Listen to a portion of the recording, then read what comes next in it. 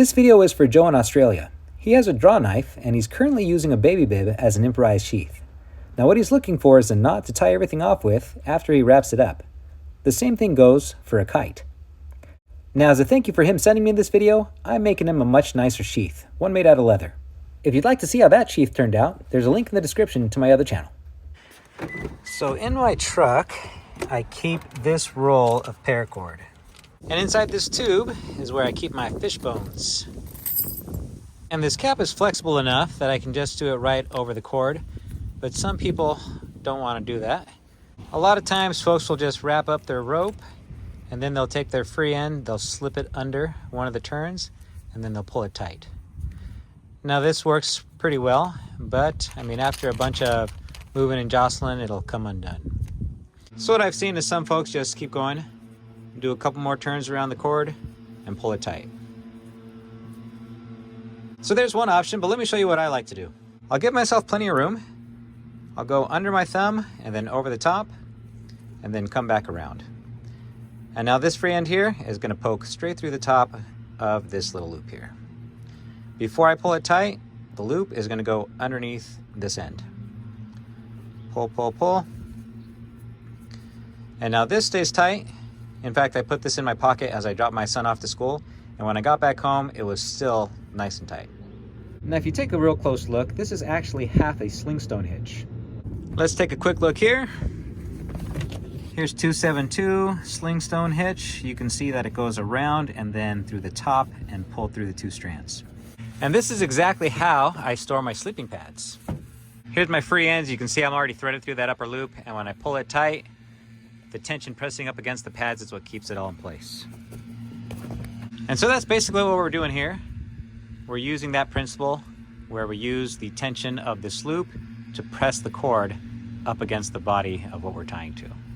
So here we go, slip underneath and pull, and you can see that half a slingstone hitch there.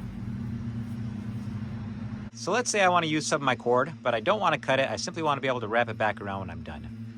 This is where I would do another modification to this loop. So let's pull out some cord. I'm going to do an arm's length. Okay. Now I'll wrap back around, come over here.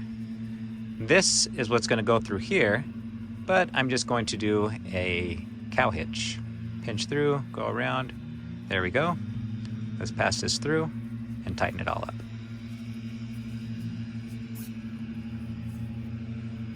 Okay. Now, with this loop here, I'm simply going to throw it over the top. There we go. And now I'll take my fishbone, I'm going to hook it on to my line, and then I'm just going to tie it into place by pulling it tight. So here, let me zoom in so you can see what's going on. All I'm going to do is go around the head, back through the mouth, and lock it off. And if I want more tension, I'll simply push and pull and tighten that up.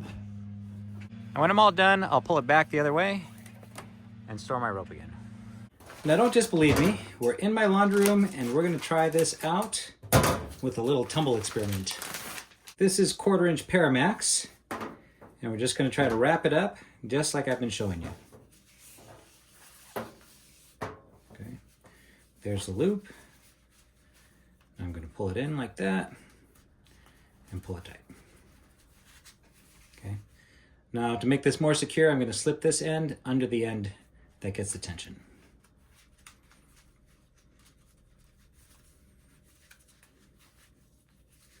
That looks decent enough.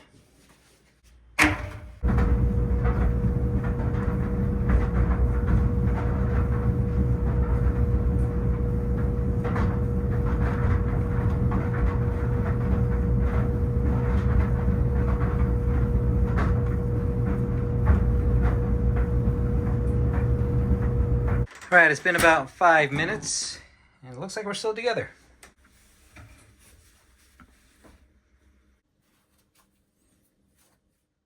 Now let's go back to what Joe is working with.